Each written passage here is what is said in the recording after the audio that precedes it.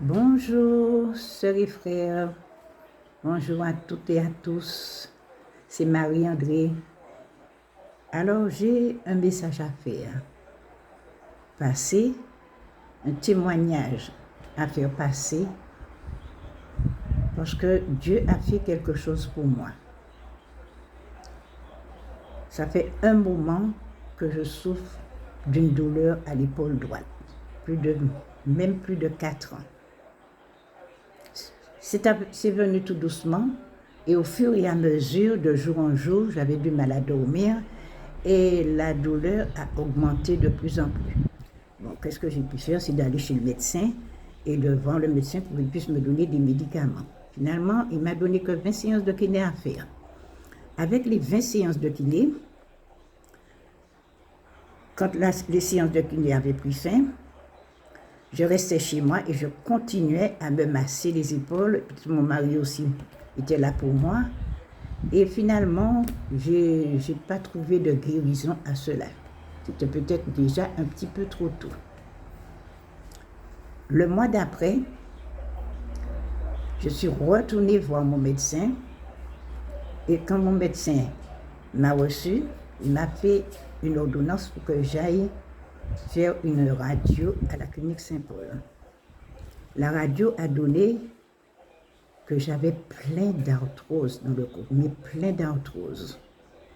Alors, qu'est-ce qu'il m'a fait? Il m'a dit, bon, il faut continuer les séances de kiné, il faut aller à la mer. Je suis allée à la mer, mais je me suis mise en prière parce que je disais, non, ça dure un petit peu trop longtemps, pourquoi ça ne passe pas, j'ai pas de mieux, il faudrait que j'aille plus loin. Finalement, 2 mois s'est passé, je ne faisais plus de kiné, j'allais faire des petits soins comme ça, avec le kiné qui venait chez moi. Et finalement, ce qui s'est passé, je suis retournée voir le médecin pour dire au médecin que je ne comprends pas parce que j'étais à la cuisine en train de faire mon petit ménage. Il faisait à manger. J'avais un gros oignon dans ma main que j'ai coupé en 2.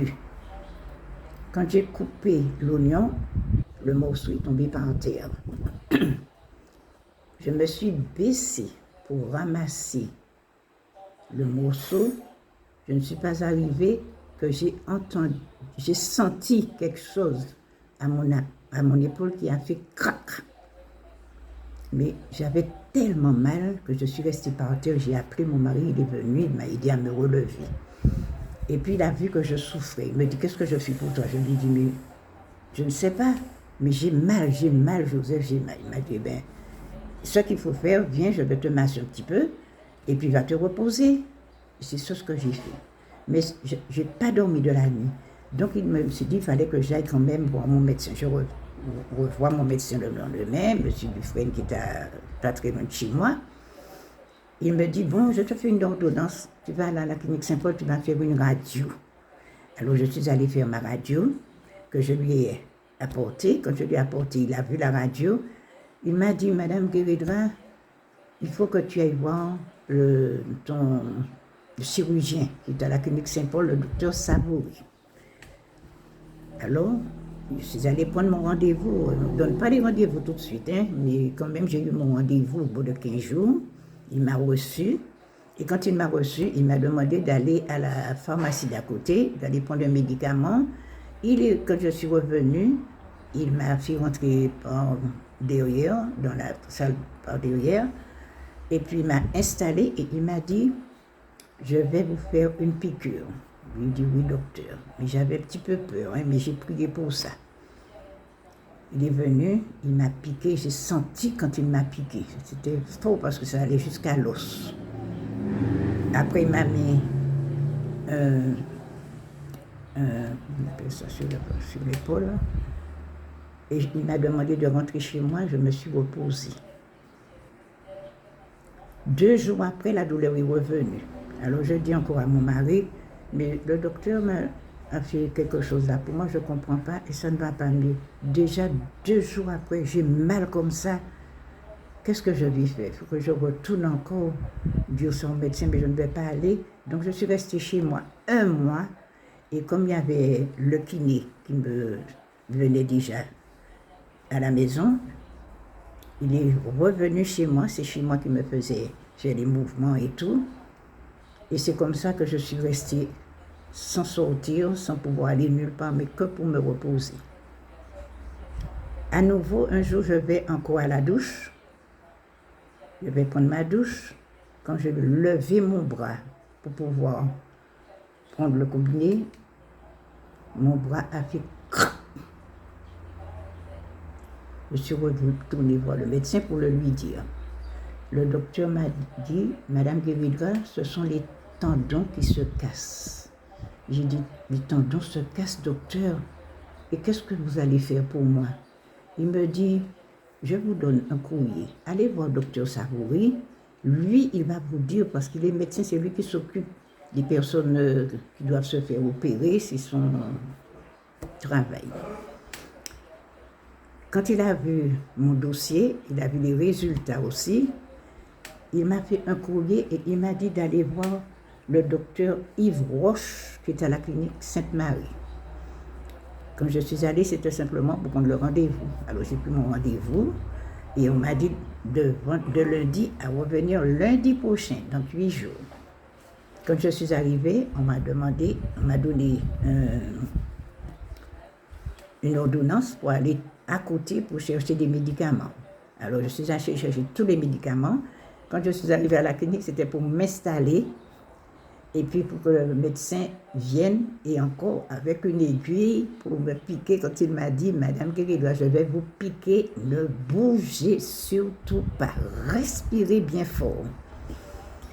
J'ai accepté, parce que j'avais besoin quand même de trouver un soulagement, j'ai accepté d'être piqué, tout ce qu'il me disait de faire. Et voilà, après, il m'a mis un petit bandage, il m'a dit de rentrer chez moi, de me reposer. Vous revenez 10 jours après pour refaire l'injection. D'accord, je suis retournée à la clinique, j'ai été chercher les médicaments à côté à la pharmacie, je lui ai ramené, il m'a encore piqué une deuxième fois. 2 jours après, il n'y a pas de mieux, il n'y a pas de soulagement. J'étais en train de m'habiller, j'entends l'épaule qui me fait à chaque fois. Quand j'ai appelé mon médecin pour le lui dire, il m'a dit, Madame Guéridra, vous savez, c'est comme ça que ça va se passer. Il faudrait prendre une décision de vous faire opérer. Il faut prendre une décision. Allez prendre votre rendez-vous, parlez-en à docteur, votre chirurgien, pour qu'il sache ce qu'il doit faire pour vous. J'étais d'accord. Parce que si vous restez comme ça, au fur et à mesure, les tendons se cassent. Les tendons se cassent. Finalement, j'ai attendu, je suis allée prendre mon rendez-vous, j'ai attendu la date du rendez-vous. Quand j'ai vu le docteur, qu'est-ce qu'il m'a dit? Il m'a dit, Mme Guéridra, il faut aller voir votre cardiologue. Quand j'ai vu mon cardiologue, c'était pour faire quoi? C'était parce qu'il m'a dit, j'appelle le chirurgien, docteur Savouri, pour repousser l'opération parce que vous avez un souffle au cœur. Je ne peux pas dire que vous allez vous faire opérer comme ça. Il faudrait que je vous voie, que je sache comment je dois vous soigner pour pouvoir être d'accord, pour pouvoir vous faire opérer. J'étais très d'accord. J'ai fait tout ce qu'il m'a dit de faire et après il m'a donné dans un mois une scintigraphie à faire à la Ménard. J'ai accepté, j'ai pas de voiture, je suis chez moi, je sors de Saint-Pierre dans le bus, j'arrive à Fort-de-France, je vais jusqu'au petit cimetière de Riche pour pouvoir aller, parce que j'avais besoin que ça soit terminé. Et quand je suis arrivée à la Ménard, à nouveau, c'est encore perfusion, tout le temps comme ça. Enfin, grâce à Dieu, les choses se sont bien passées. Finalement, quand j'ai revu le docteur Savouri, il m'a dit, Madame Guéridra, je pense que les résultats sont très bons. Je pense que, qu'est-ce que vous décidez? Est-ce que vous voulez vous faire opérer et avoir une prothèse pour l'épaule ou bien est-ce que vous voulez attendre un peu? J'ai dit, docteur, je pense que j'ai plus envie de me faire opérer. J'ai plus envie, je pense que, docteur, après ça, tout ira bien. Si jamais je dis pas non, mais pour l'instant, docteur, je dis non, je ne veux pas me faire opérer. Il m'a dit, ben c'est d'accord, vous allez passer aller voir l'anesthésiste et puis elle va vous dire ce qu'il faut faire. Alors, comme c'était le vendredi, je suis allée voir l'anesthésiste le lundi. Elle n'en revenait pas parce qu'elle avait déjà vu mon dossier. Elle était déjà prête pour moi pour que je puisse m'installer, avoir ma chambre et tout pour pouvoir subir l'opération. Et puis elle m'a dit non, je ne pense pas que vous allez vous faire opérer, Madame Guéridra. Et bien c'est très bien. Passez à l'accueil, on va vous rembourser et rentrer chez vous. Donc je suis partie, j'étais contente et j'ai remercié Dieu. Je l'ai remercié franchement. Même dans la rue, quand je marchais, les gens devaient me regarder et me dire comment la dame, elle parle toute seule. Je sais ce que Dieu a fait pour moi. Je sais ce qu'il a fait pour moi. Dieu a fait quelque chose de merveilleux parce que je ne pensais pas que j'allais m'en sortir. Et je ne comprenais pas comment on peut souffrir comme ça avec une épaule. J'étais à l'église à Saint-Pierre. J'avais les sœurs qui me demandaient de mes nouvelles. Marie-André, comment tu vas? Alors, ça va mieux? Je dis, c'est pas encore ça. L'épaule, vous voyez, même quand je suis là, quand il faut acclamer, vous voyez que je tiens le bras comme ça, mais je suis comme ça, ou bien sur ma cuisse, parce que je ne peux pas faire plus. Elle me dit, va voir Berger Cédric, dis-lui que tu as mal. Il va prier pour toi. Je lui dis, mais Berger, là, regarde du monde qu'il a autour de lui. Tu crois que je vais aller l'interrompre là maintenant pour lui dire ça? On m'attend déjà. Elle me dit, non, il ne faut pas dire ça. Va près de lui, il va voir que tu as besoin de parler pour lui. Je suis allée, je me suis mise un petit peu à l'écart. Et puis quand il m'a regardé, il m'a dit, tu peux me voir, Marie-André? Je lui ai dit, oui, Berger, je veux te voir. Tu as une petite minute pour moi.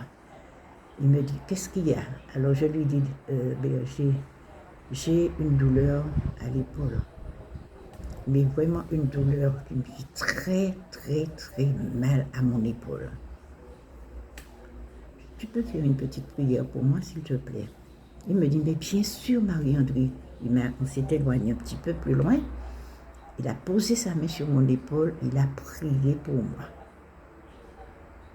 Et quand il a fini, il me dit, comment tu te sens? Je lui dis, ben, pour l'instant, c'est pareil. Il me dit, c'est pareil, allez, tu peux lever ton bras? Je lui dis, oui, je vais essayer, il faut. Alors, j'ai essayé de lever mon bras, mais c'était pas facile quand même. Alors, quand j'ai fait ça avec mes deux mains, c'est cette épaule-là qui a fait crac. Il me dit, comment Marie-André, tu as mal à tes deux épaules? Je lui ai dit, mais oui, les deux épaules. Mais l'épaule qui me fait le plus mal, c'est l'épaule droite. Il me dit, c'est pas possible. Va en paix, on va prier pour toi. Je remercie Dieu parce que ma bien-aimée qui était là, j'ai écouté ce qu'elle m'a dit, j'étais contente de savoir que j'ai pu rencontrer Berger. Après, ça a été jusqu'au moment, je suis rentrée chez moi et chaque fois que j'avais à l'église, je rencontrais des sœurs qui me demandaient toujours de mes nouvelles. J'avais un petit problème aussi avec, je reconnais ce que Dieu fait pour moi. Dieu, il est là. Hein. Je dis tous les jours quand je me lève, dans la nuit, je fais la prière de 4 heures. Je ne sais pas, je me lève toujours au bon moment. Quand la prière a commencé, je prie tout doucement. C'est arrivé même une fois qu'on m'a dit, Marie-André, arrête, on t'entend. Finalement, j'ai continué à prier chaque matin. Je prends même la prière de 5 heures aussi, devant son dehors. Je vois comment les gens prient à l'église, comment tout le monde, comment j'ai entendu mon frère Claude, quand il priait d'une façon. Je me sentais qu'il avait envie de demander que cette douleur cesse. Oui, les organes doivent se mettre en place et tout ça. Je me dis, Seigneur, merci mon Dieu, merci Seigneur, merci. Je prie en même temps que les gens.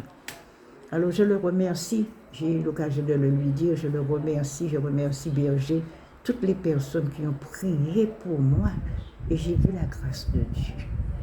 J'ai même une petite fille qui est en métropole, Elle est venue en vacances, ça c'est sa 3e année d'études, elle devait passer en 4e. Elle est en France, mais on ne lui donne pas de nouvelles. Elle n'a aucune nouvelle de son école. Finalement, j'ai dû faire quelque chose. Il fallait qu'on fasse quelque chose. Moi, j'ai cherché quelqu'un pour prier avec moi. Je priais pour elle, je lui ai donné des conseils. Elle m'a écouté mes conseils, mais j'ai voulu trouver quelqu'un. Quand j'ai prié, j'ai dit, qu'est-ce que j'appelle? C'est venu dans ma tête, appelle Caroline.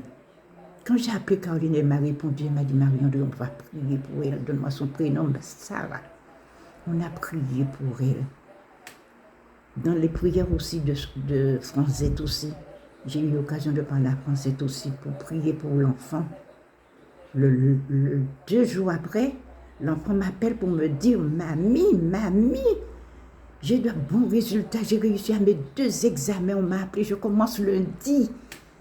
L'enfant était contente, elle était contente, elle m'a remercié, j'ai parlé pour elle, je lui ai dit, Sarah, je t'ai toujours dit qu'il faut prier. Parce que Dieu a vu tes besoins. J'avais besoin. Peut-être tes affaires étaient bloquées en quelque part. Ça a été débloqué par la prière, par des bien-aimés qui ont prié pour toi. On doit faire confiance à Dieu. Dieu m'a fait du bien. Ce n'est pas la première fois. Même le jour de mon baptême, j'ai parlé pour dire ce que Dieu a fait pour moi. Parce que j'avais fait une chute. J'avais cru que mon bras était cassé. Et Dieu a fait quelque chose. Mais c'était tellement beau que si les gens m'entendent, ils vont recommencer à rire parce que tout le monde a ri dans la salle. Mais aujourd'hui, je dis merci. Merci à Dieu. Merci au Seigneur parce qu'il fait des choses pour moi. Et parfois, je lui dis, Seigneur, qui suis-je pour que tu puisses me faire autant de bonnes choses dans ma vie, pour moi, la vie de mes enfants, de ma famille. Alors, je dis, il faut prier Dieu, il est là, il nous écoute, il nous entend. Parce que sans lui, nous ne sommes rien. On ne peut rien faire sans Dieu. On ne peut rien faire. Alors je dis merci à Dieu. J'ai vu la gloire de Dieu. Alors merci à notre Dieu. Amen.